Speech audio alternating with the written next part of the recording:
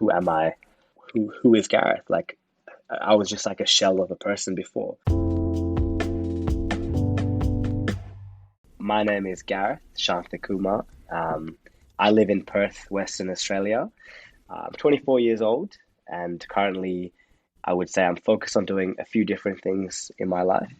Some of the main things that I do is I co-founded and run an organization called Man Up, and this organization is quite new, where we go into high schools and we speak to young boys about forming healthier understandings of masculinity and mental health. And the whole idea there is how can we create healthier men? So helping boys actually transition into healthier men, equipping them with some skills that I guess I wish that I had. And we do it in a way that's done very like peer to peer. So we get volunteers that are about 18, 19, 20 years old, and we talk to boys who are 14, 15, 16 years old. So it's kind of like a big brother type thing as well. So I do that. My sort of career at the moment is I'm a personal trainer, and I work at a gym, and I also do a bit of coaching as well around mindset and habits and things like that. And I also work part time at McDonald's as well. So I'm a manager there, and I train managers how to be better managers. So things like communication, people skills, handling stress, and that's for my dad. So I work with him. That's his company. Um, so yeah, I would say relatively busy doing that kind of stuff. If there was like a word or a phrase to kind of sum up, I guess my purpose and the person that I want to be is I'm just trying to, I guess, live authentically from my heart. And in doing so, whatever that journey that may take me, I follow. So I'm not really fixed on a certain path. And I want to make sure that as I do that, I can inspire others to step into their best selves as well. Amazing. I already have so many questions for you based on just what you said there. Just the intro. But first question, as always, hmm what hmm was growing up like for you? Um, I think growing up for me, at the time as I was growing up, I felt like I had a very good, childhood, and I did. So I was born in Melbourne, actually, where you're from, and I lived there for a very short amount of time before we moved to Sri Lanka, which is where my family's from. We moved there for about 2 years as I was like 0 to 2 after I was born, and then we came back to Melbourne for a few years. So growing up in very early childhood, it was mainly about my parents trying to find some sort of financial security. They obviously came from Sri Lanka, and so it wasn't always the best environment, especially back then. So I think for me as a young kid, I didn't really think about it too much, but it was definitely like we were moving around a lot because of my dad and my mum trying to sort of find the work that was required to just make a living and a healthy living for me and my sister. After that, my dad sort of got involved with, like I said, McDonald's, and he became a franchisee. So we actually moved to Broome, and we're very lucky because usually you need to buy a franchise, so you need to have money. Whereas with him, they actually gave him one, and they wanted him to work and then eventually pay it back. So through that, he kind of developed Wow. his financial sort of backing through McDonald's. And so I guess from Broome, so I was about 4 years old in Broome, 4 to 8. We then moved to Perth to then continue doing Macca's work. And then slowly, I would say as time went on, my parents sort of were able to find that financial backing, like finally, which is really awesome for them. So I think for me, uh, growing up at very young, it was really focused on like family. Like we were in Melbourne with all my cousins, my aunties and uncles. And then as we kind of transitioned to Broome and Perth, it was just me and my sister. And so I would say a lot of our focus was on our education. It was, to just work hard, study, and try and get a high score. And that's what I did. You know what I mean? Like I went into high school with a very kind of one-sided point of view of life as well. Like I didn't really know who I was. I didn't know what I wanted in life, what my values or what my goals were. I was just kind of following the system, like work hard, get a job, whatever it might be. Um, and so that was till I was about 15, 16, 17. And I think at the time as well, I was very lucky that my parents were able to provide anything me and my sister sort of needed, whether that was, going to like extracurricular classes, like playing sports on the weekend, things like that. So I was very lucky to be brought up in that sense. But I think as I grew older, I realized that there was a huge aspect that was lacking in that growing up aspect, which was emotions, like how to deal with them, how to express them in a healthy way, especially coming from a Sri Lankan background. It's not often expressed, like emotions. In fact, it's almost like a privilege to even think about our mental health. Like for them, it was really about, how can we make money to just survive and provide for the kids. So once they kind of got that, that's when I guess we started to really then focus more on the emotional side of things. And so my parents ended up divorcing when I was 17, so in year 12. And the reason why that happened was, again, it was because they finally were in a comfortable position financially. They could actually focus on themselves. And as they focus on themselves, they realized they would be best to not be together. And that was a great decision that they made. So they split. And I guess from there, it was kind of like a situation of like, how can my family become closer through, I guess, tragedy in a sense, or through things happening. And so, yeah, like I said, emotions wasn't really discussed a lot. That kind of happened later as I got 18, 19, 20 years old. So growing up, it was like a bubble, if that makes sense. Like I was like very like in this little sheltered kind of bubble where everything just seemed to be going okay. Everything seemed to be like looking perfect. And it was only when I guess things happened as I grew older where I realized, wow, I wasn't actually taught some of the things that I guess I needed to be taught, but it wasn't their fault. It was more just a point of view on like society as well as the culture that I come from. So yeah, relatively easy childhood. I'm not going to lie. Like it's very easy, very safe. Um, but I think from there, I learned a lot around like service, giving to others as well, which is why a lot of my work now that I do is focus on helping others because I think because I was so lucky to grow up in a healthier environment than most people, then I should use that opportunity to give to others that might not have the same. Hmm. And Mm. when did your parents leave Sri Lanka to come to Melbourne for the So first they, time? for the first time, they came in 1988. So this was before me and my sister were born. Uh huh. And do you have Yeah. memories of living in Sri Lanka? Of Or you were too not really young? of Sri Lanka. I was too young. It was my first language though, speaking Sinhalese. um, I only have like one memory. It was we were at our house, which is sort of in. It was near the jungle in a sense, so there's a lot of like monkeys and wild animals and stuff. And one of my only memories is really like my mum brushing my teeth, and I remember just monkeys on the roof, and I was freaking out. Um, but in terms of actual Sri Lanka, from when I was like 0 to 2, I've got like not many memories there. I remember going to the beach and almost getting hit by a wave and drowning. Um, but yeah, that's about it. And do you go back? Yeah. So we try to go back as every 6 months actually, because so there was a good period where we didn't go back for ages, while we kind of established, and especially during school, like a lot of the emphasis was like, all right, let's just study all that kind of stuff. But then as we turned 18 and grew a bit older, we went back to Sri Lanka. But we go there every 6 months now because my family and I and my sister, we run a charity in Sri Lanka.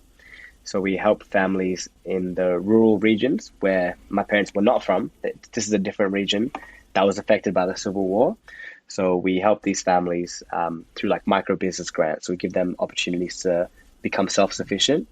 And so we go there every 6 months to check up on the family to make sure the work is getting done. Um, that's yeah. But I haven't been there since.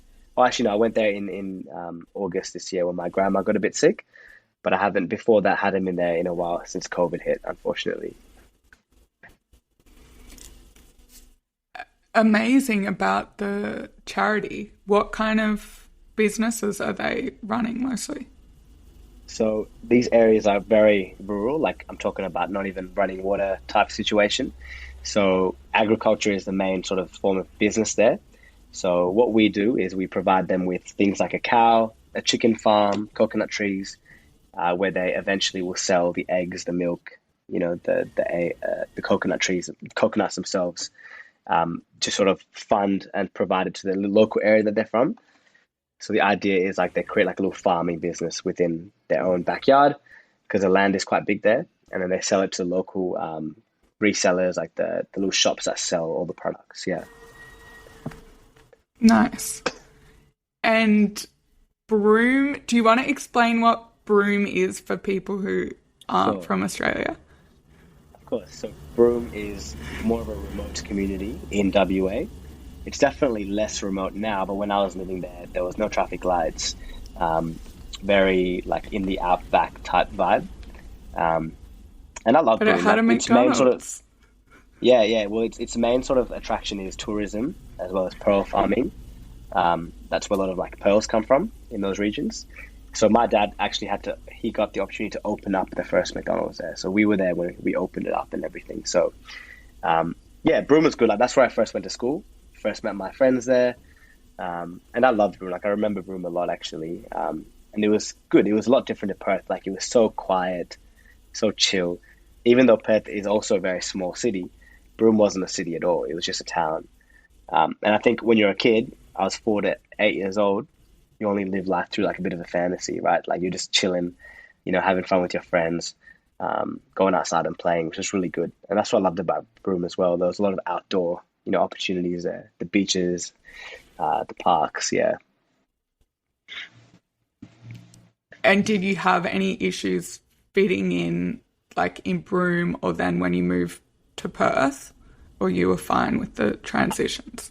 I, I would say the biggest change was actually moving from Broome to Perth.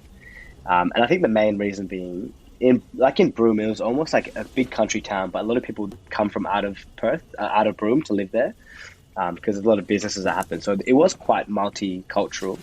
I would say we were the only like Sri Lankan like brown family there. A lot more indigenous people up in Broome. But then coming to Perth was difficult, and it was mainly because of the quality of education. Huge education gap from rural towns in WA to like the city of Perth, and so I struggled a bit initially to like catch up in terms of school. Um, I remember coming to the school here, and the kids in year 3 were reading a book that was like this big, and I'd never ever seen a book that big before. I just read like picture books, and so it was a bit of a struggle at the start, but I think I was able to pick it up well enough. Like I was very lucky. Like I didn't really get like bullied or anything like that for, having a different skin color or having a different accent. I think my sister experienced a bit more of that because she came in a bit older into a private girls' school, so she went straight into it. Whereas I got to ease into it a little bit. Like I went to a co-ed primary school, and I was still very young, so kids didn't really care about that. Mm. Hmm.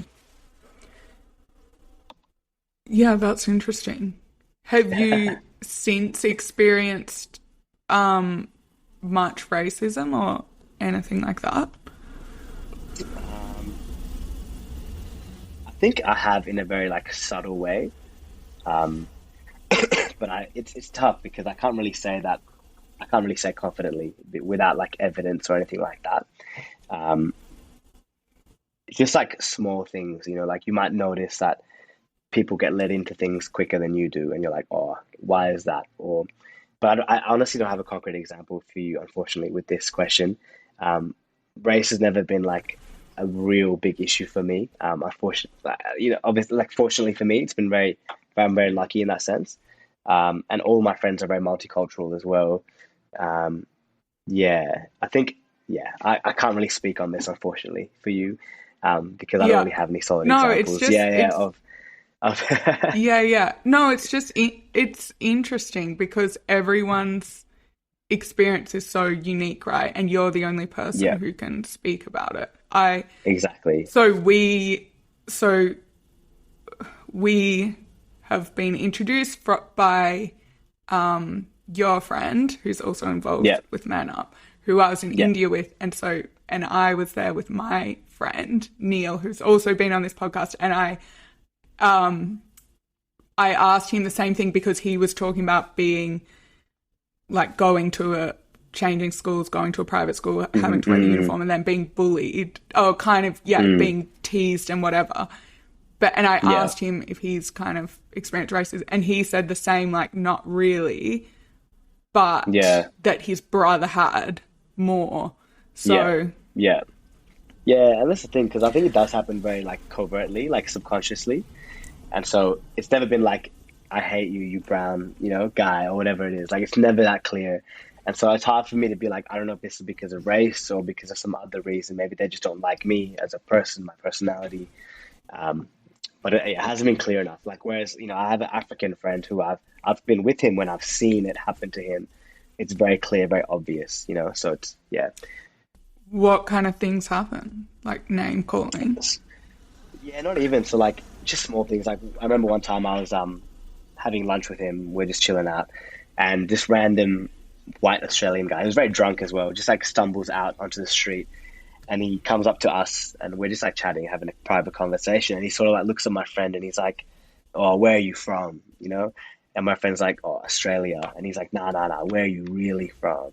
And he's like, "Oh, like South Perth." Like he just, like said where he's from, because he's being honest. He was grew up here his whole life, and the guy's like, "Nah, nah, like you're burnt as a crisp. Where are you from?" You know what I mean? Like things like that.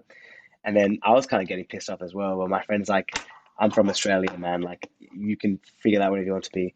Then the guy was like, "Where are your parents from?" Like he kind of asked a different question. So then my friend's like, "Oh, Nigeria."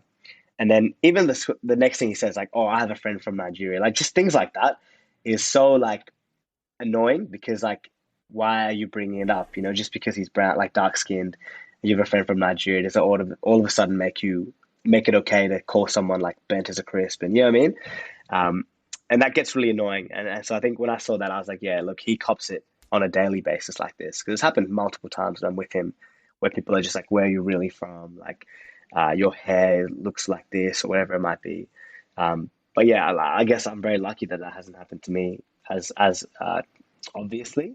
But I've got the "where are you from" before, and I'll just be like, "I'm from Australia." But I also know that sometimes I'll just say, "Oh, my parents from Sri Lanka," because it's just easier than explaining to them.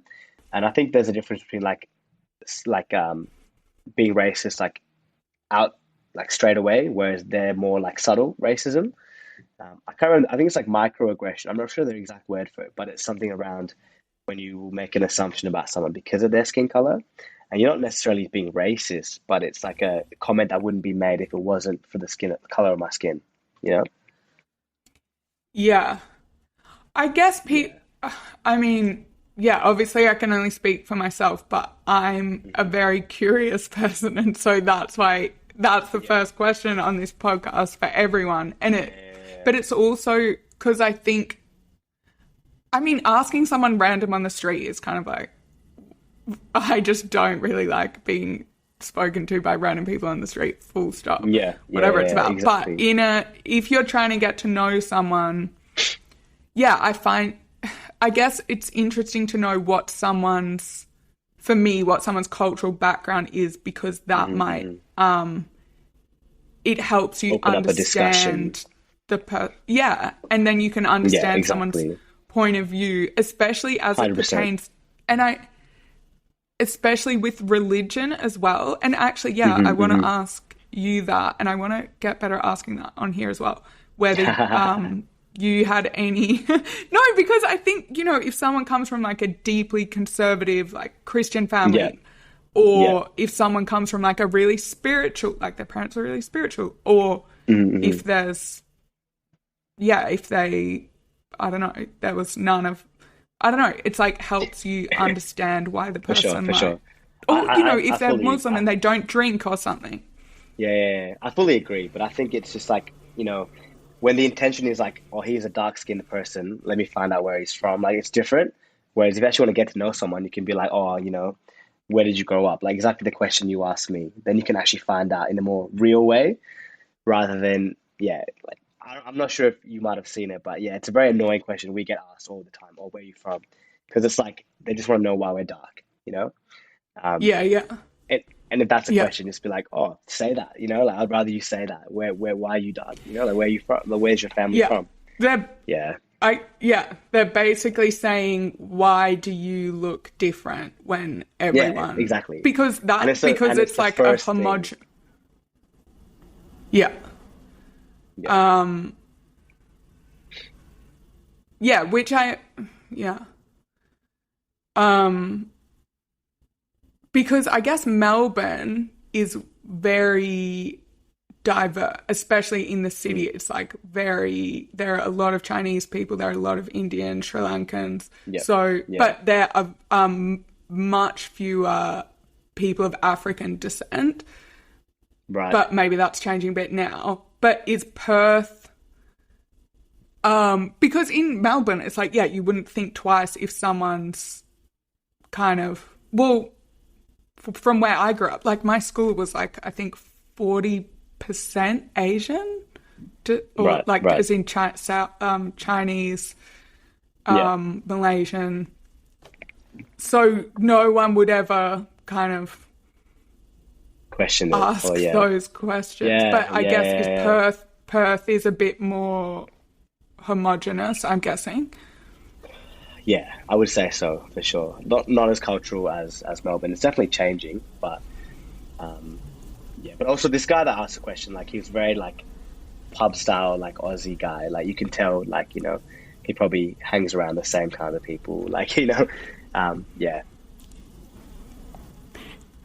Yeah, that reminds me of a friend of mine, an American, but who's Chinese ethnicity, and a drunk, similar drunk like Australian guy was like heard him speak and was like, what the hell?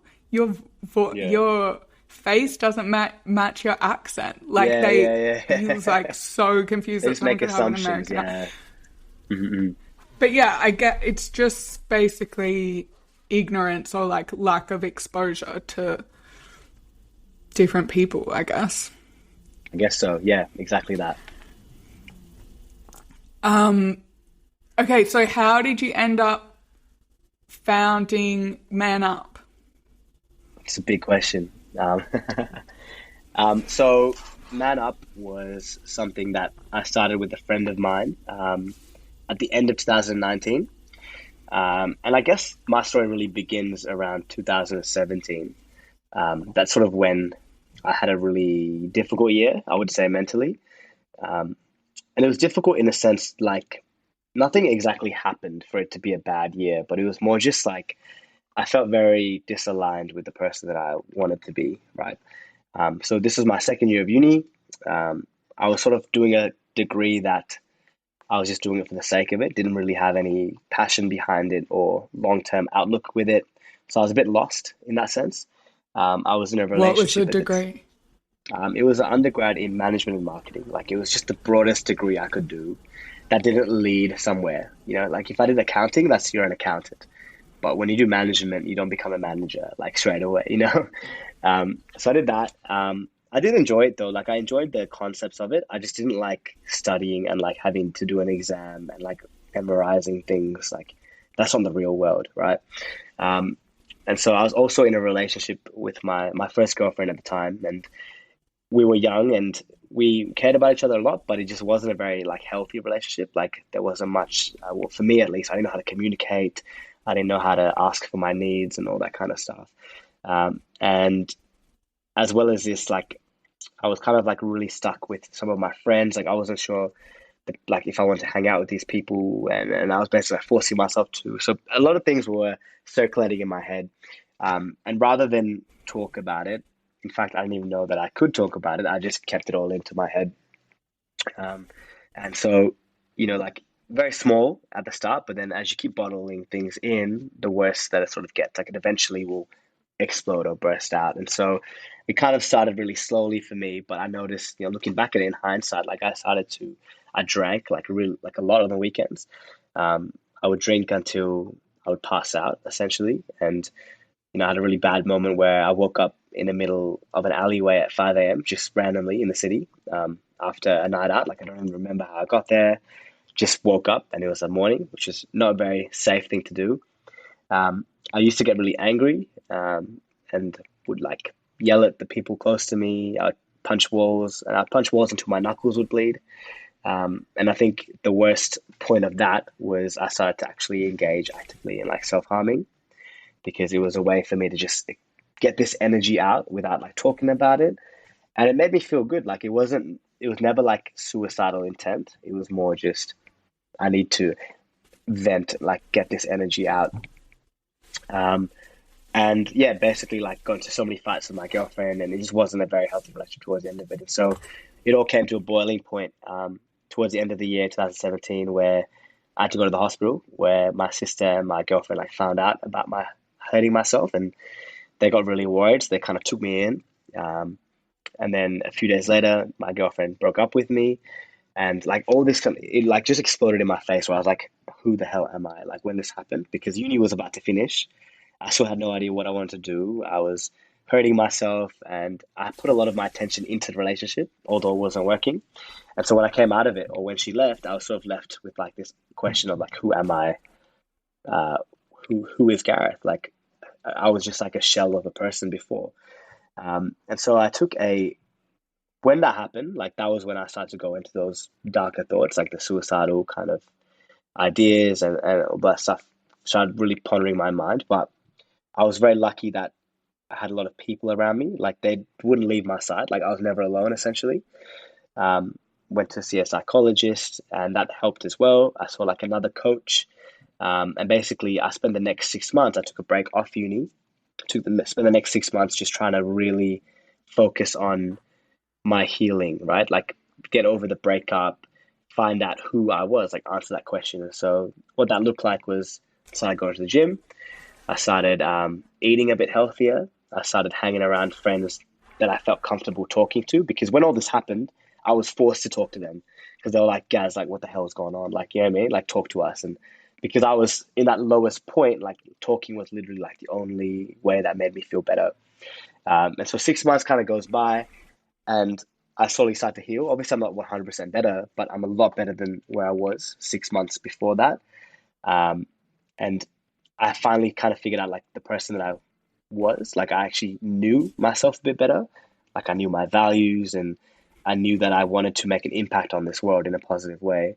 Um, and as I started doing this work, what I noticed was that a lot of young men, so a lot of my friends, were also going through very similar situations, but none of us would just talk about it. Like we just keep it in. And I guess the question was like, why didn't they share it with me? Like, why didn't they talk to me? But then I also, why wasn't I sharing it with them? Like, it was like a double, you know what I mean? Like, it was double standard. None of us were talking. And I realized that this is a huge issue affecting a lot of men because during this time I started hanging out with a lot of girls. And I noticed that a lot of women, they talk about their problems. Like, anything small that comes up, they'll talk about it. And I was like, wow, like, you guys actually talk about everything. And they're like, yeah, that's just the way that we do it. Obviously, not all women do it, but it was really like an eye opening thing for me to see women talk about everything. And I was like, wow. And when I started hanging out with them, I started talking out more as well, and it made me feel better. And so basically, I didn't do anything for about a year. So 2018 goes by, and I was just trying to be my best self, you know, whatever that might look like. But then 2019 comes along, and I head over to Los Angeles for a trip called Leap. It's like a leadership program. And during that program, I chatted to the boys sort of about my mental health journey of 2017. And as I shared my story, every single boy came up to me afterwards and they said, I'm feeling the same way, or that happened to me before. Like, thank you for sharing your story. It makes me comfortable to share mine. And so when I got back to Perth, I was like, all right, something needs to happen around this space because this is a global issue. It's not just affecting my friends, it's literally affecting everyone.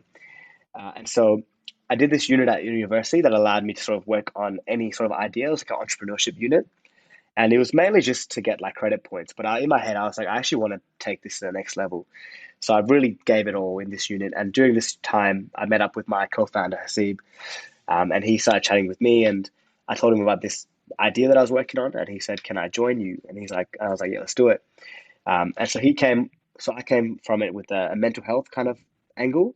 He came at it with more of a relationships angle. So like how does him and his friends deal with women in their life? And they noticed that they were very like misogynistic, like toxic, and how that was affecting the people around him. And so we kind of brought it together to create Man Up in a way to just see if we could educate the next generation of kids to not make the same mistakes that we did, to have the skills in place to deal with stress when it does happen, because you can't avoid these things from happening. They will happen. But if you have the right coping mechanisms, you'll find it that you'll become a lot healthier. And basically, we wanted to create a community of men as well that could role model these behaviors to inspire the boys as well. So we formed like a community, and Vired's a part of that community, and it's big. So that was, the main reason why I started Man Up. There's a lot of reasons, that keep me going as well, and things that have happened this year that have really changed my outlook on life. But I guess that answers your question, right? That's why I started it. It was my own journey around mental health. Yeah. And going back to that time when you were really struggling, is that the darkest place you've been in, that first period? or Yeah, has it that have there kind it of been so ups and downs since? so that was the first time it happened. And I think I always look at that moment as like that was a moment where I was like born again in a sense. Like I was able to experience the lowest of the low to then experience what potentially could be the highest of the high. And so since that moment, like my life was very like this for a long time. But then when this happened, it started to like really drop. And all of a sudden now I'm feeling a lot of highs. And I kind of lived like this for a long time. And now it's stable a bit, so like I'm a bit more calm with it. But I sort of feel highs and lows everywhere I go. And I would say that this year, very difficult year, unfortunately, due to a very close friend getting taken his own life and my grandma getting sick. A lot of things happened this year which really brought me down. Another relationship breakdown as well. And so I would say maybe a month ago, I was feeling the exact same way that I was feeling in 2017. But I think because of the way that I was able to develop some habits and some coping mechanisms, I was able to kind of bounce back up, if that makes sense. So now I've come to accept that these lows are almost unavoidable. It's more just like how do I learn to deal with them as they come? Yeah. Um, yeah, I think because I've had a very similar journey by the sound of it. It's like I don't know, it's so annoying when it's like you feel so much better and you're like, yes, I'm on top Yeah. of it. Yeah. Yeah. And And then then something you else go into happens. another low. But Yeah. yeah, but I don't know, it's kind of like it's building resilience or something. So it's like getting out of it the next time is somehow, it's, I don't want to say easy because it's so hard and it's still so painful. But then it's like maybe something to do with, or a friend told me this the other day when I was having, yeah, this really low point, and she was like, you can use it to remember because you have like survived all these other things. So now you know Mm, you can survive. So it's something yeah. like being like, okay, we've been there, we've been here before. I don't know if you Yeah. find that. Yeah. I think so. Like I've done it before. I can do it again. But I also really look at it because I look back at the first time where I had that really low low, and then I remember like 6 months later where I was feeling the happiest I've ever felt in my life. And so when I feel lows now, I'm sort of like, cool, I'll feel really happy again soon. You know what I mean? As long as I just sit with it. I think a big difference that I have made since like when I was a bit younger was that when I would get really low, I would act on it, and that might have looked like hurting myself or doing something that wasn't the safest. Whereas now when I feel the low, I just sit with it, like literally just fucking embrace that shit, keep it in, not keep it in, sorry, like feel it, you know what I mean? But I just don't act on it as much anymore. And if I do want to act on it, I'll be sure to tell a friend first, and then they'll make sure they'll come to my house. You know what I mean? They'll check on me, which I think has been the biggest difference between the first time it happened versus like now. The feeling is still the same. Like it feels so bad, but now I just know like if I just sit with it, it'll eventually go through me rather than trying to distract myself and not feel it, which is what I was trying to do before. Um, and now it's like evidence. Like I've seen evidence of I sit with it, I feel really, really bad, but I process it, and all of a sudden I feel a lot better later on. Maybe it happened a week later, 2 weeks later. Um, but it's been quite like comforting knowing that I'm gonna feel okay again. And like the way that I literally have come to accept what life is just a constant roller coaster of highs and lows. It's never gonna be okay, I'm good now. And if it was, that's not living, that's stagnation. So I think for me, it really inspires me to be like, all right, this is what it means to be alive. And I see some people that are always sort of happy or like always kind of good. And I'm not jealous of them because I would rather feel everything truly because I think that's what it means to be a human. It's to feel all the emotions, right? Like something that I listened to recently that really has helped me as well was this lady was talking about how it's a bit spiritual in a sense, but it was sort of like imagine if before we came to Earth, we were like a soul, right? A soul in heaven or whatever you might want to think about it. But this soul chose to have a human experience, a very short one, only about 80 to 100 years, however long they'll live. But this soul came to Earth to just feel everything. Are you gonna rub that soul from feeling? You know what I mean? Like Like if I can think that I chose to feel like this in some other form, it gives me empowerment behind these struggles. Because like, all right, I'm going through a tough time. I asked for this. How can I learn from this lesson to keep going forward? And I think you probably agree, like when you do keep going, magic happens in the form of helping others. You create organizations like Man Up, you help other people, you create a podcast. And I think that is the beauty of the struggle. Yeah. And I just have so many things to say, but yeah, because Keep I going. had Yeah, something yeah. similar the other day that was about, yeah, your soul choosing your childhood and choosing your parents and choosing your family, and Mm, these experiences you had to have or something. And it's like I'm so sensitive talking about some of this stuff because I know some people get very upset that it's like, how can you say like this yeah, of terrible thing course. that happened to me? Like I Yeah, chose it. But yeah. I think for me, I found it empowering in a way that was like, okay, it's like accepting everything. It's like, oh, Mm, everything was meant to happen like this mm, mm, because mm, so exactly as you said, so then I can help other people who are, yeah, I can help alleviate human suffering in some yeah. way through what And I've that's the been thing. through. And Yeah, and yeah. Keep going. yeah, so I think it's just a helpful reframe because all of this mental health stuff, right? It's in your brain. So it's like Yeah. my brain is telling me that I hate everything and I hate myself and everything's Hmm, hmm. awful and miserable and I don't want to be here anymore. And it's like, Yeah. okay, they're all thoughts. It's like, how can I have different thoughts? And I think Hmm. that reframing helps. Yeah. But it's Because like, yeah, yeah. yeah, it's tough. It's tough, I know. But like, I feel like it's almost like when you're holding on to some stories, that holding on is what's causing the pain. It's not actually what has happened itself. And it takes time to sort of accept things, right? Like you can't, someone's kid dies. You can't just be like, oh yeah, you'll be okay. Like it happened for a reason. It's not going to work. They might grieve for that for 10 years, 20 years, but eventually there'll be a point where they'll accept it and then maybe use that story of theirs to inspire some other family that have gone through the same thing. And yeah, it's very interesting in that sense because nothing actually makes sense unless you make it make sense. Because if you look at the way like human life is, it can be very depressing, right? We just are born and then we die.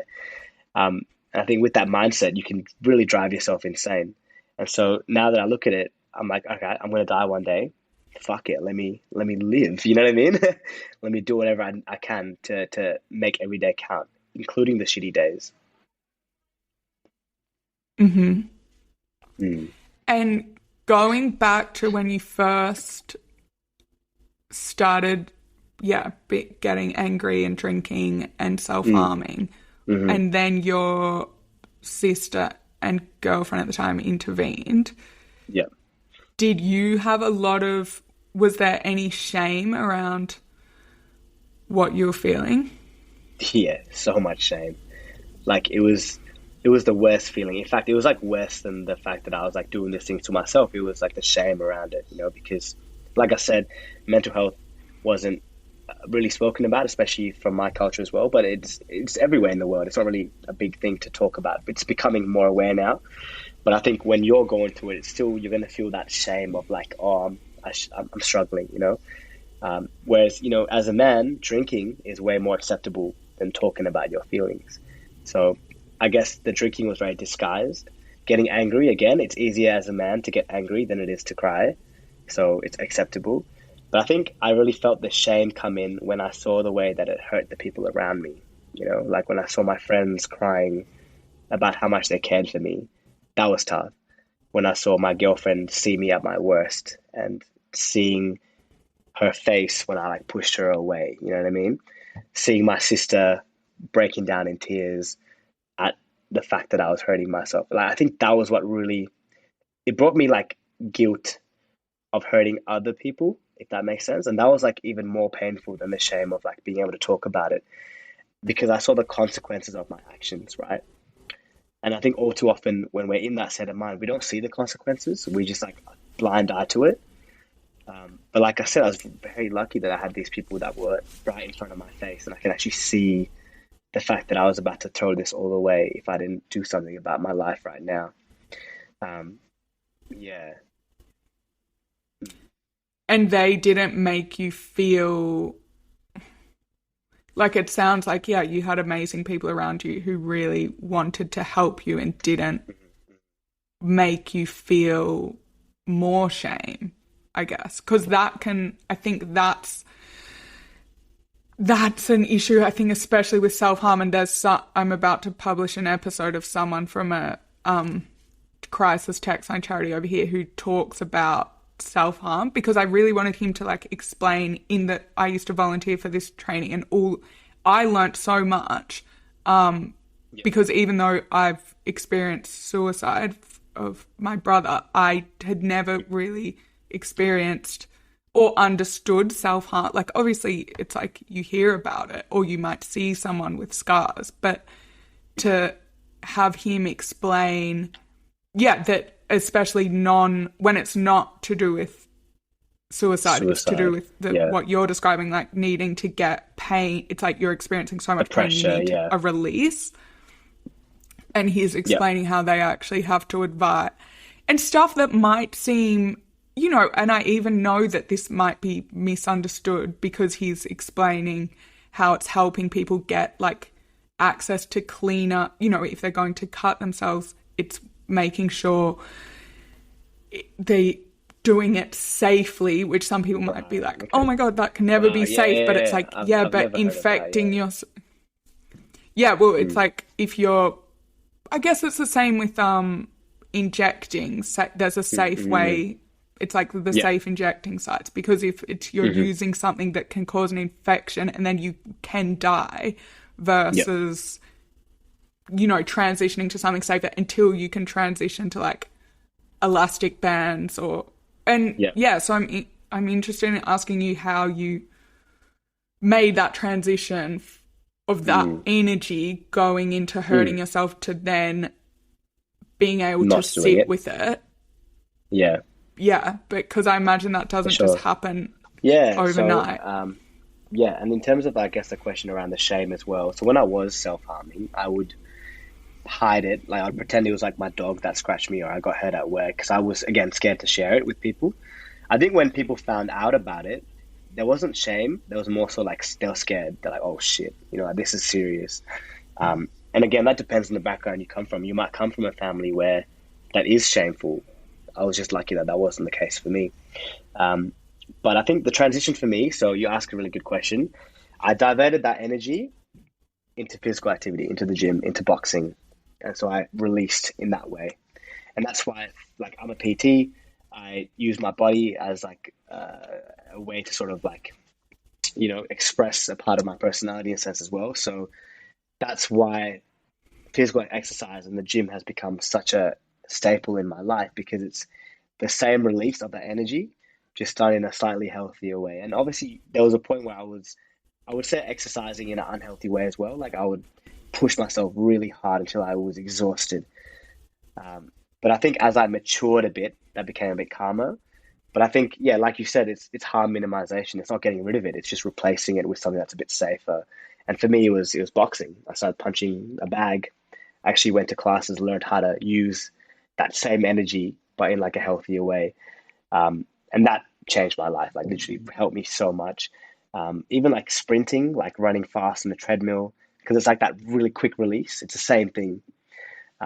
And I remember there was moments where I would be on a treadmill or like I was sprinting outside, and the same kind of thoughts that would be there when I was self harming would be there, if that makes sense.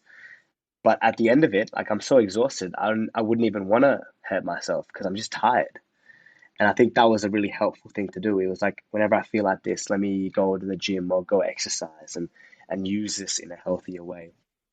And like I said, as I grew older, so this was like last time I self harm was probably over three years ago. So it's been a good like period of not hurting myself, and I think I will never do it again. And I think another part of it as well is now that I'm like the founder of Man Up, I put a self imposed pressure on myself to sort of be the example. And so for me, if I self harm, as a co-founder of Man Up, although there's nothing wrong with it, I feel like that is something I cannot afford to do right now, if that makes sense. Yeah. Yeah. Yeah. But it's like a healthy pressure. It's not like you're Yeah. punishing, It's how, yeah, you're yeah, exactly. punishing yourself. It's like you really I care for the care company. about this Like, yeah, organization and the exactly, people. exactly. Mm, hmm. And who had where did the idea about boxing and sprint getting into the gym come from? Was that? I think it was to do with a bit of my psychologist as well, kind of just being like, let's see if we can do these activities. When I was going through that tough time mentally, I didn't have a routine in the gym, and I knew that the gym is something that can help you mentally. I also joined the gym to just like look good, like originally, like very superficial goal. Um, but I did another thing, which was a little bit later down the track though, called dialectical behavioral therapy (DBT). Because what I've learned about myself is that I live very impulsively. I don't really have diagnosed of any disorder, but I've got definitely like a tendency to lean towards being quite impulsive with the way I do things. And so I did this course for DBT. It's usually used for people with borderline personality disorder.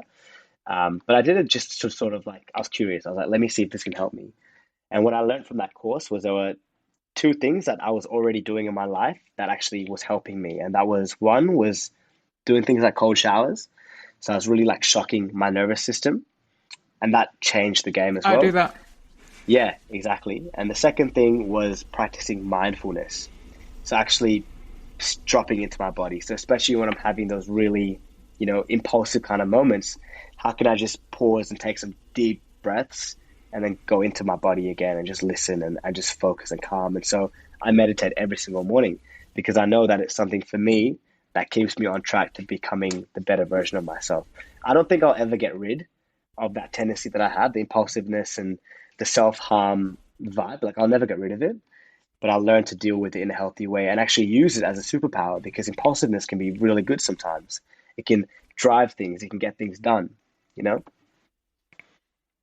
So what do you do now if you feel that self self harm vibe, as you called it, For come sure, for up or sure. some kind of trigger? Do you know like, okay, I'm gonna head to the gym So now? Or I'll remove myself from an environment that might have something that I can hurt myself with. And honestly, like it took me a while, but now I will call someone. I'll call a friend. And that's become a big deal for me because I used to be so embarrassed to call a friend about this. But I know that I've got very good people around me that they'll be there. So I'll call a friend, or like you said, go to the gym. Maybe I'll go for a walk. Um, and usually these things will calm me down. And then once I've kind of gotten rid of that energy, I'll then like meditate, come back into it, put on some meditation music, calm my energy down a bit. You know what I mean? And that really helps.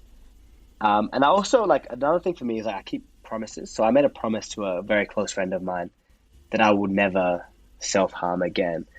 And that thought has come to my mind whenever I've had these moments where I'm like, I promised her that I'll never do this again. So let me keep my word.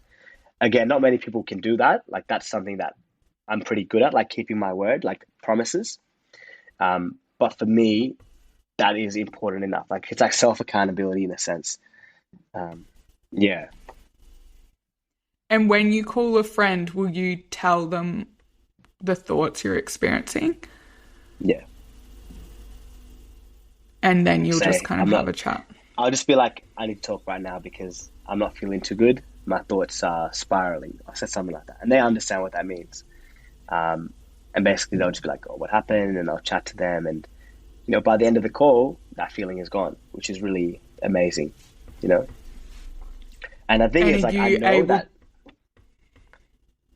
go on. I was gonna say that I know that every time I call a friend, like, I will always feel better. And so sometimes I remember back in the day when I would like ignore it, I would know that calling a friend would help me, but I would not call them. You know. But I think as it's like forming a habit, it takes time. And so now I'm kind of at the stage where what have I got to lose if I do hurt myself? And I have quite a lot to lose. It's like the fact that I've come this far, the fact that I am a role model in this space how can I just live by example? And so calling a friend is living by example. And the way that I look at it now is this is again quite spiritual, but it's like choosing to live life through two different lenses. You can either live through the lens of like love, is what I call it, or the lens of fear. And usually, whenever I'm living through the lens of fear, that's when I make the decisions that I always regret, always the bad decisions. Whereas if I live from a lens of love, although I might feel more emotions, I tend to make the right decision. And so, I always, every day, I'll ask myself that question: how can I live today from a place of love? How can I give? How can I serve rather than bottle it in? And, a lot of the times when even last year, I would live from a place of love, sorry, from a place of fear to just like get away with doing bad things. And then the thing is, like in the moment, I don't think about it, but then afterwards, I always feel like I messed up something, a situation, a relationship breakdown, whatever it might look like. And so I think it's almost like I've had to have these shitty experiences to be like, nah, it's not worth it anymore. Like, let's see if I can live from a place of love. Mm. But it's a process. It didn't Where happen did overnight. where did you first hear that idea of love, not fear? I read a book called The Universe Has Your Back by Gabby Bernstein. Yes. Yeah, same as you. I read that. Yeah, Yeah. And that. I, yeah, I've actually talked about that on this podcast. That was the first kind of spiritual Mm, type book or even idea I think I'd ever yeah. come across. And so Mm. it did, I, because did you have any spirituality or religion growing up? Or were you not, So because for me, sorry, go on. no, I was Because good. for You me, can like go ahead. reading Yeah, yeah, about, me reading like when she's like, oh, put a mat down and like yeah, do these like spiritual prayers. I was like, what the fuck is this yeah, yeah, book? yeah, yeah, yeah. That For sure, for but a sure. friend who I really respect who's like, a lawyer and you know, Mm-mm. I don't know, because I guess it's this division that it's like, oh, there are some people who are like into this spiritual stuff. But Yeah, now I'm like fully like on board yeah, with all of it. 100%. Like if Yeah, you, yeah, but anyway, so yeah. did you, So my parents come from two different religions. So my mum is Buddhist, my dad's Hindu, but they really don't practice it at all. In fact, my dad has a picture of Jesus, a picture of the Buddha, a picture of the Hindu gods. Like he has everything. Like so, what I learned from him growing up was that all religions point to the same direction, which is love, essentially, right? How can we return to live from a place of love? And I guess I never really vibed with religions because I didn't like the way that it was so like structured. Like this person called Jesus is everything to look out for. And I might offend people when I say this, but I was like, cool. For me, I didn't like it when the structure overtook the message. And that's when sometimes we see that division of like, oh, my religion is better than yours and all that kind of stuff. And so that's why I didn't really get around religion at all growing up. But I was aware that, you know, my dad really believes in like some sort of divine source, I guess, right? And I've seen him achieve everything that he puts his mind to, and I know that some of it has to be true. Um, and so, kind of going up to 18, 19 years old, my sister, so she's 6 years older than me, she started to become very open into this world as well as she faced challenges in her life. So I guess like she was a bit of a pioneer for me in the sense of like, I could see that she started to believe in this whole idea of like spirituality and even things like tarot cards and like stuff like that, which at the time I was like, what the heck is this? But then when I had my crisis, that book honestly like saved my life. That book changed the way I looked at the way everything was. So faith, rather than religion, faith became the goal. How can I allow myself to trust in something that might be serving me?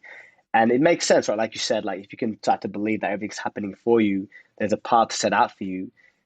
Believing in these things just makes life better. It's easier. Whether it's real or not. We don't need to know. We'll never know if it's real or not. But believing in those things, it just helps me.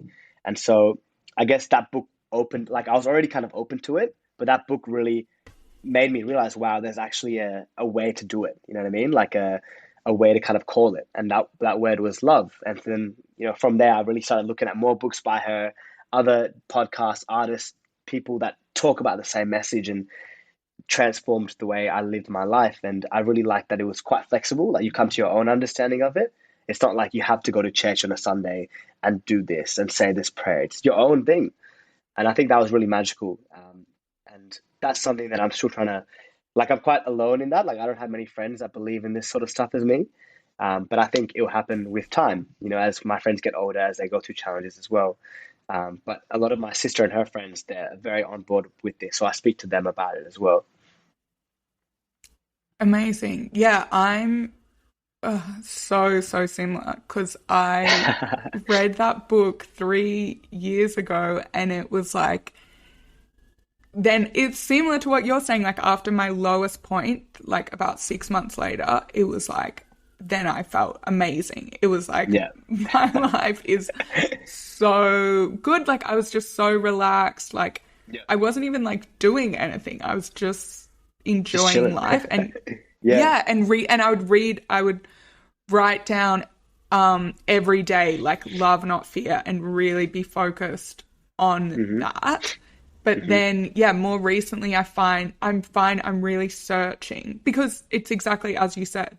And this conversation is such a good reminder because I've been in a bit of a actually like really I was in a really low point yesterday and it's Right. like remembering all this stuff that it's like, oh, I haven't been doing that. Like I used to do Mm. that every morning and I haven't been.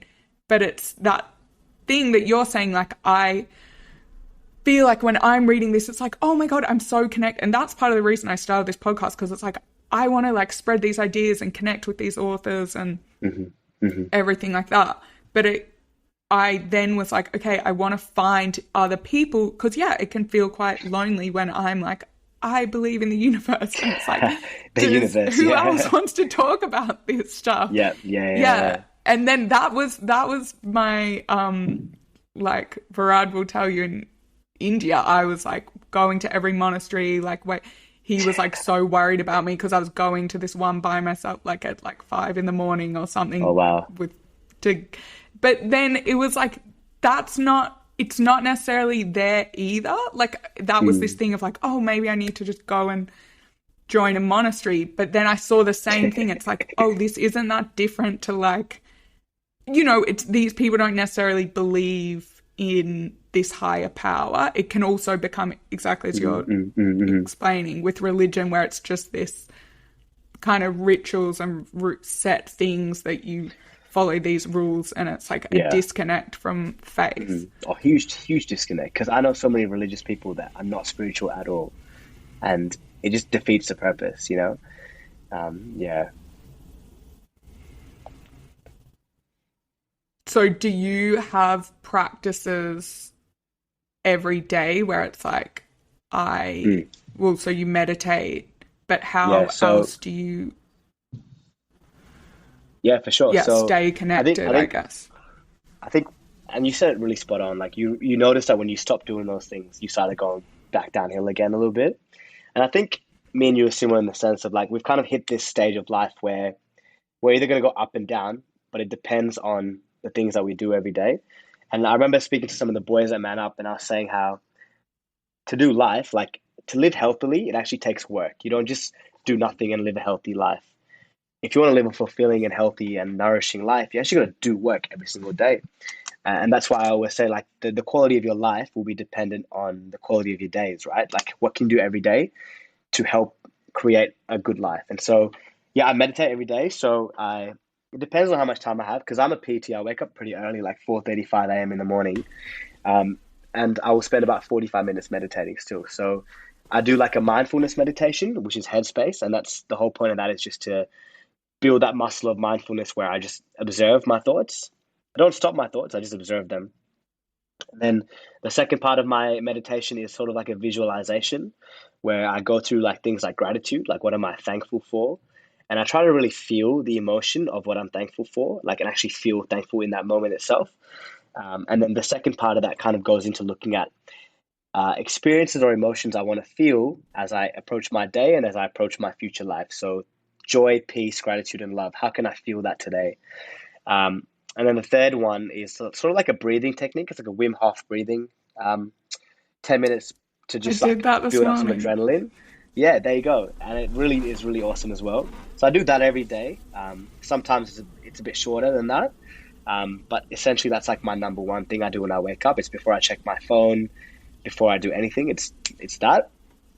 And I put my notifications on do not disturb so I don't see the notifications essentially. I exercise pretty much every day, whether that's even going for a walk or going to the gym. Um, I find a way to control what I eat in like a healthy way. So intentional eating. So I still go out to eat and stuff like that, but I've noticed that when I eat food that I actually want to put into my body, and usually that's foods that are more nutritious, I feel a lot better as well. Um, and I think the last thing I don't do it every day, but it's sort of just connecting with someone, whether that's a message to be like, "Hey, you going? Like, how are you?" Or even seeing someone like that really makes me feel alive. So those are some of the things I do, I would say, every day. And, recently, um, well, when I went to Melbourne, when this sort of stuff happened with one of my family friends passing away, like everything just stopped. Like I didn't exercise, didn't eat well. And I noticed that, although this happened, like I just felt so lazy. I felt so sick. I got sick as well, like physically sick. And I just wasn't very driven. Like I had no like intentions of wanting to like get up and change the world like I do now. And I can see that it's really dependent on exactly what I do every day to step into the person I need to be. Like it actually takes effort and work.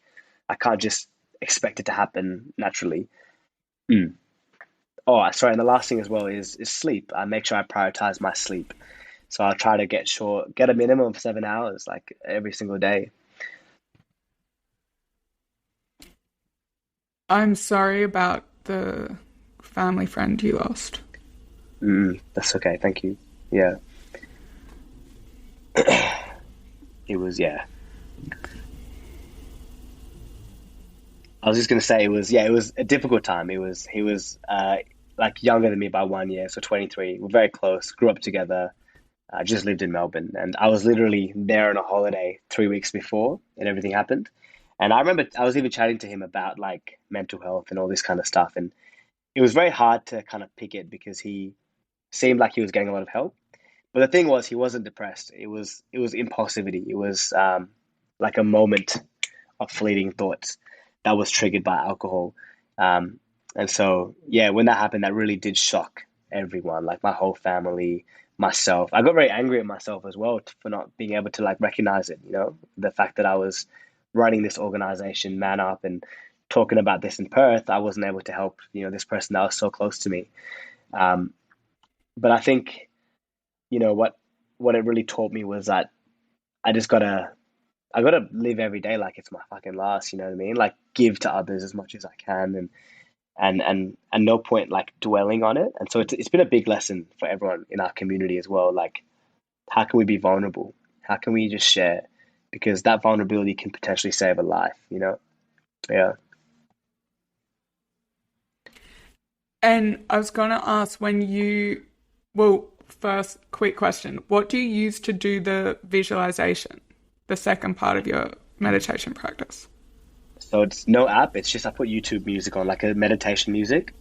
Um and I kind of so the way that it really structures is it's just my own thing that I came up with. But like I said, I'll begin with gratitude. And that's just like I ask myself what is something I'm grateful for right now, and I'll go through some things that'll make me feel good.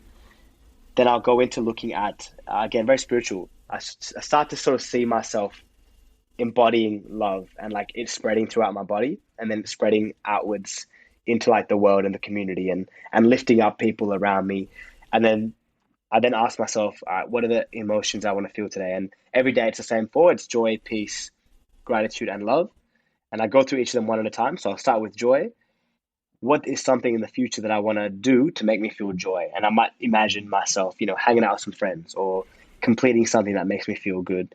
And I like feel it. I see it happening. And then with peace, I try to see myself living because I used to be very anxious. How can I wake up feeling very peaceful? Like I'll think about a situation where I'm calm.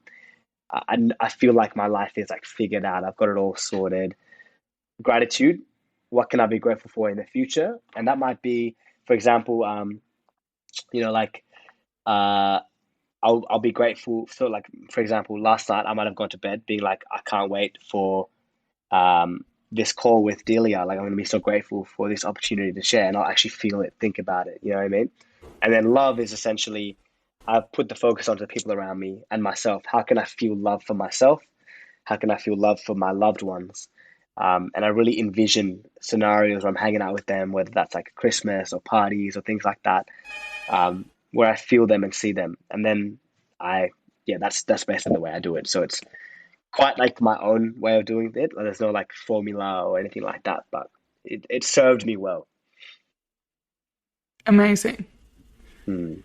But yeah, this is how we learnt that I'm like purely asking that for selfish reasons because Of course. I used to have such a strong morning practice and then yeah, I mean, I think it's making so much sense why I've like slumped because I've kind of neglected some of this stuff. But Yeah.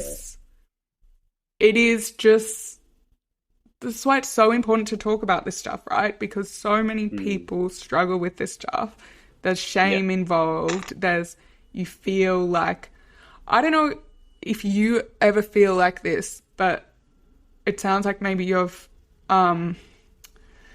figured a way because I'll feel like a burden. It's like, oh my God, but I've already been through all these bad times. Like I've already had like two really bad breakups. Like I can't, I've like used all my, bad times and I can't But then, yeah, keep, yeah, yeah. But I guess it is like, and that's why it becomes so complex, right? Because yeah. Mm. and then, yeah, even that there's so many different things to how it's like a lot of people just don't know anything about suicide. People don't, I don't know if you find this, but it's like people don't even realize how much of an issue it is and how many people it kills every year. Yep. But then people don't know the complexities of it. Like I Mm. guess they understand it from a film or something, but they don't know, like in the case of your friend when it's to do with that impulsivity and even how self-harm differs and that. So yeah, it's so good, the work. It's so inspiring to me how you can talk about this stuff. Like it's so brave. It's amazing, the work you're doing, and it's really inspiring to me, who's like meant to be talking about this stuff openly, No, but that's I'm fine. still figuring it out. But I guess that's what That's everyone's fine. doing. It's like we all just, Exactly. it's a Well, that's the thing, journey. right? Like, I think a quick question to ask yourself is, how would you treat a little kid? And then treat yourself that same way. Because for some reason, we're just so hard on ourselves, and it's come from conditioning, it's come from perhaps our parents. But the moment that I started treating myself like a kid, like, oh, Gaz, like, come on, you can do this, you're all right, like, whatever it might be. Or if I'm upset, I'm like, what's going on? Like, I'll actually, so I implemented this thing and I actually told Byron about it when I was going through a very tough time. Is I started doing these things called mirror chats, right? Where basically I would stand in front of the mirror and I'd look myself in the eyes and I would just talk about everything that was going on. And it feels weird, right? But then I did it when no one was around, so no one could judge me except for myself. And I'd chat, and often the conversations were very like small, like, "Oh yeah, what did you do today? What did you get up to?" But then there might be days where, especially when I was going through a tough time, where I'd just be like, "What's going on in your head right now?" And I'd say it, like, "I feel like shit right now." Blah blah blah, and then I would almost like counteract it with another kind of voice where I'd be like, "It's all good, like, you will get through this. Like, this is normal. You're just learning." And so like I kind of started to form this relationship with myself, if that makes sense, as if I was talking to a friend. And if you think about it, in society right now, we're so quick to help other people. If your friend was like struggling right now, you wouldn't judge them. You'd just come and help them, right? There'll be no second guess. But then we, for some reason, second guess ourselves all the time. Like, my problem isn't bad enough. But that's kind of selfish if you have that mindset. Like, your problem is important. It's just as important as the person next to you. And when you realize that, you can then, I guess, share the vulnerability, because vulnerability is what drives connection. If you pretend like you're always all good, you'll probably end up alone in a sense. And so, first begin this conversation with yourself. And it might be in front of a mirror, it might be in the shower, you're just talking to yourself, and kind of counteract that the question voice with like a reaffirming, like assuring, comforting person that would, like you would be for someone else. I do it to yourself. Like, take care of yourself today. Like, I got you. I love you. Like, I love you, Gareth. I'll say shit like that to myself in the mirror, and I'd look at myself and I'd mean it. And sometimes I will cry because when have I ever allowed myself to express that to myself?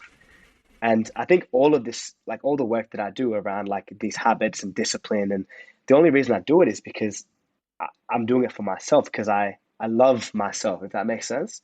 I'm still learning to love myself better. Like I have moments where I dip. I'm not perfect, but I think I formed a relationship with myself that is the most important relationship that I have in my life.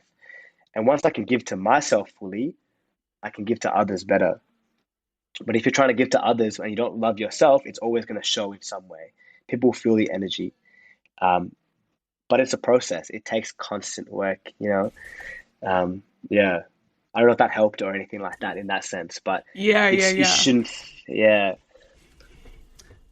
I was so on that. I was doing so well at that actually after mm, I broke up with my boyfriend.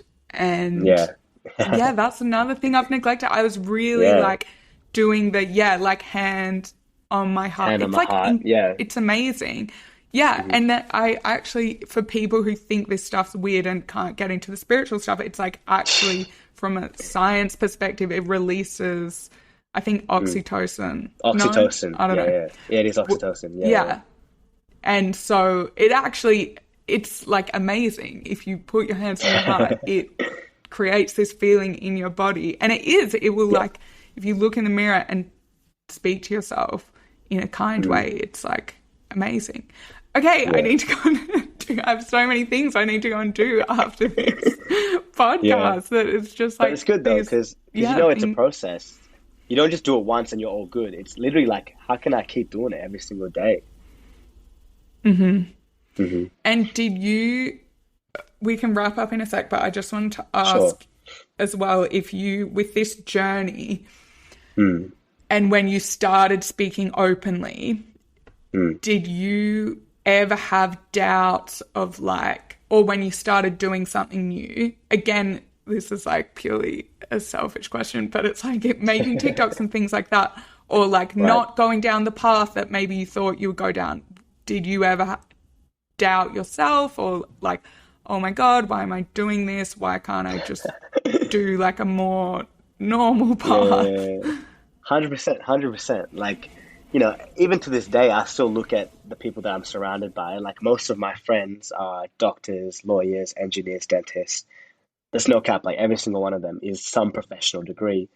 Whereas, if you break it down, like I work at Macca's, you know what I mean? Um, but I think what I've come to really realize is this is my life, and when I was trying to pretend to live one of those lives, like, become a management consultant or something that I wasn't really interested in, like I was trying to do in 2017, you saw where it got me. It got me to a really bad place. I was hurting myself. I didn't want to, I had no motivation for life, like all this stuff. And so I think what I've come to learn is that if I love myself, I will listen to my calling, my passion. And as long as at the moment, right now, if I can keep making, and it's a process, right? Like I still worked at Macca's because that gives me a bit of security of income, right? It's not my dream job at all, but it's security. And so slowly, like I'm trying to build the life that I want, but I'm taking actionable steps, I guess, every day or yearly to sort of become the person I want to be, which is someone who is able to live a life doing what he loves to do, like making a career out of it. And I'm not even 30% of the way there yet. You know what I mean? But I know that if I keep going, I'll eventually get there. And for me, my biggest fear is sitting on my deathbed and being like, I wish I did this. I wish I had done that. I wish I asked that girl out or whatever it might be. You know what I mean? Rather than taking the safe option. And I think too many people in this world, and they might not know it, but they are living the safe option because that is what is normal. It's what society wants. But I think you're robbing the world of your joy when you can step into the person you need to be and create whatever it might be. And you don't have to start a company. You can work at Mac as your whole life, but be the best employee if that's your calling. But when you do that, you can really inspire others to step into their calling. And what I've noticed is as I've started taking these risks, making these TikToks, right? I used to really care what people think about me. Now I don't care at all what people think about me because it's my life. We're all going to die in 50 or 70 years. Um, if I can just live it, I can maybe inspire one person. And if that one person can have a better day because of me, like that is the best feeling ever. So that's sort of the mindset that I have now. And so although I still have fear every single day, like, am I going to live my dream life? Am I going to do it? But I think as long as I'm doing something, like taking the steps, dreaming, hanging around the right people, but also still making a bit of an income for myself in some secure way, then I'll eventually get there. You know what I mean? And the proof is like in Man Up, that's a company where I fully, I was like, let's do it. It's an idea, but I gave it 100%. And now we're like a fully functioning charity in WA that's helping people. And so I know it's possible. It's just a matter of time before I can do this 100%, Amazing. Hmm. Yeah, I need to learn your thing of not caring so much what people think and Mm-mm-mm. being and getting back into that if it inspires one person. Because Yeah. after I looked at your TikToks, I was like, oh my God, I then went and hid my profile because I was like, oh my God, my TikToks are so embarrassing and blah, blah, Nah, blah. what do you But it's mean? Mine are like, embarrassing too.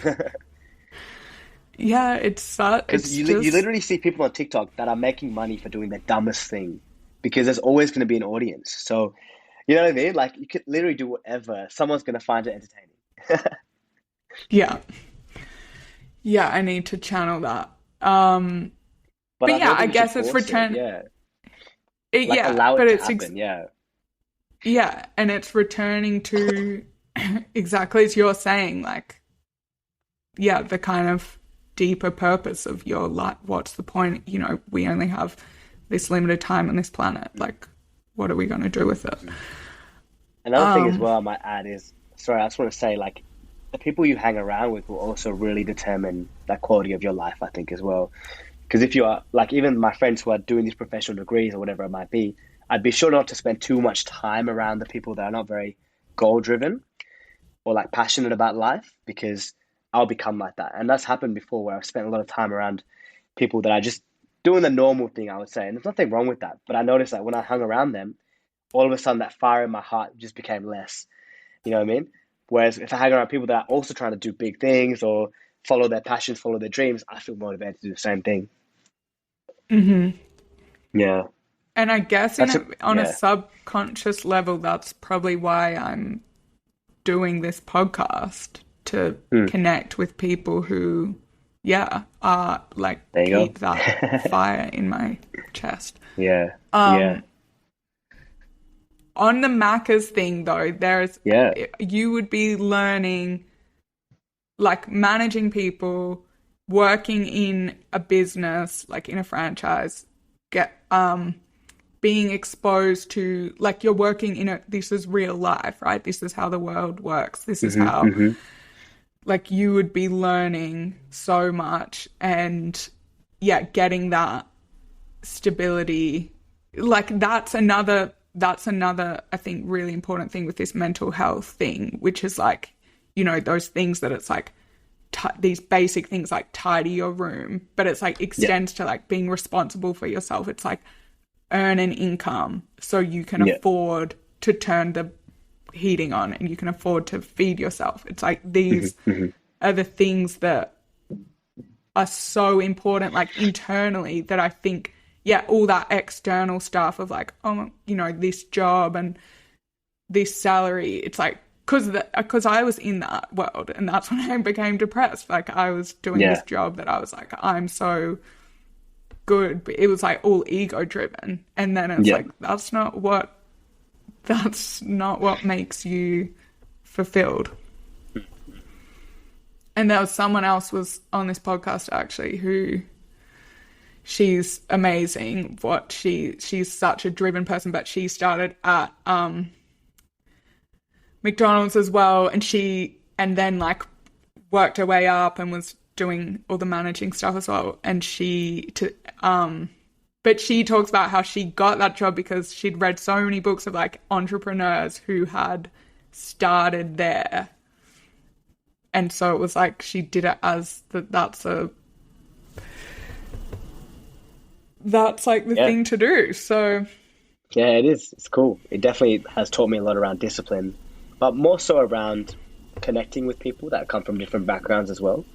Because yeah, like I feel like a big part of the way I'm able to present at Man Up with the young kids is because I've worked with young kids at Macca's, and so I know what their struggles are. I know what they're going through in high school.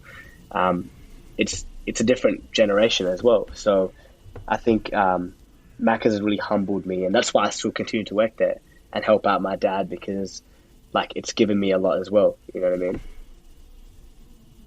yeah. Yeah, Okay.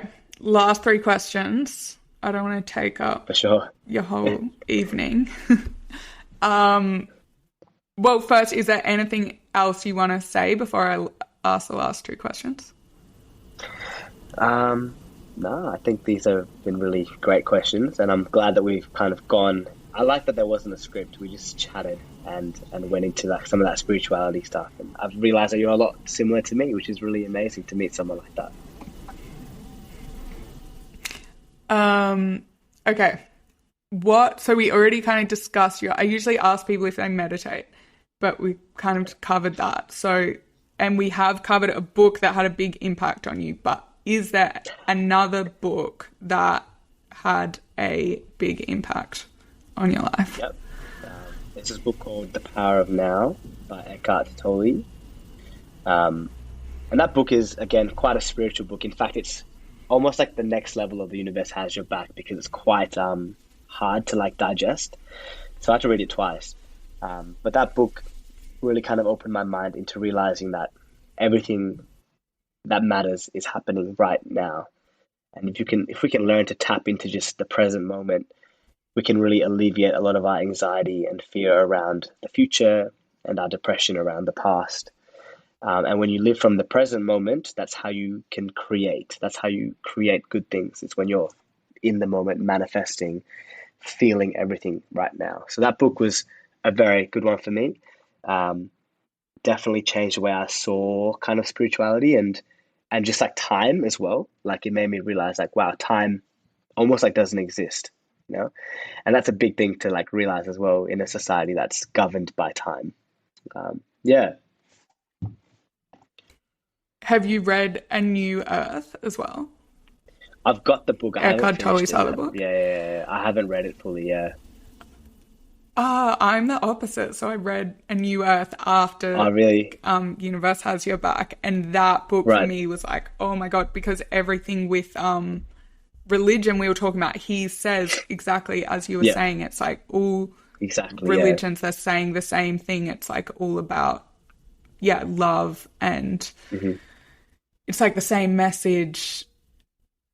But, oh my God, I think I need to just go and read those 2 books again, and that's Do going to it. Yeah, solve do all it. my problems. I've read The Universe Has Your Back like 4 times. I've read it again and again and again. It's such a good book. Nice. Okay, and then last question. What are the 3 words that describe the person who you want to show up as? I like that. Authentic,